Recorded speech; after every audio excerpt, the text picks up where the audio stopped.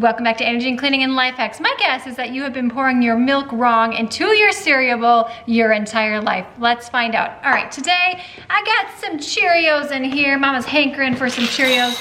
We're gonna go ahead and do a generous amount here in my bowl. I'm gonna take my almond milk. By the way, are you team almond, dairy, coconut? What kind of milk do you like? Let us know in that comments box below. I have 3 types of spoons here. I have the large grande spoon.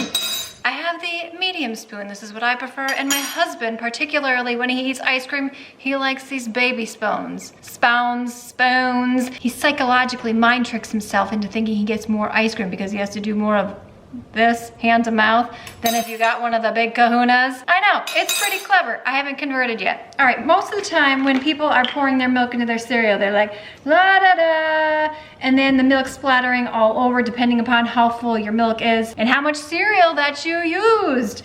And this is okay. This is all right, especially if you got kids. They're getting it all over the place. But what if I showed you an alternative way to now pour your milk that you can show your friends and your family and impress them? I'm gonna grab my medium-sized spoon here. I'm gonna go ahead and, do you see that? Right there, pouring in very nicely. Yes, sirree. It's a simple thing. Click the video on screen now for some additional clever and fun food life hacks. Thumbs up, subscribe, and I will see you, my friend, in the next one.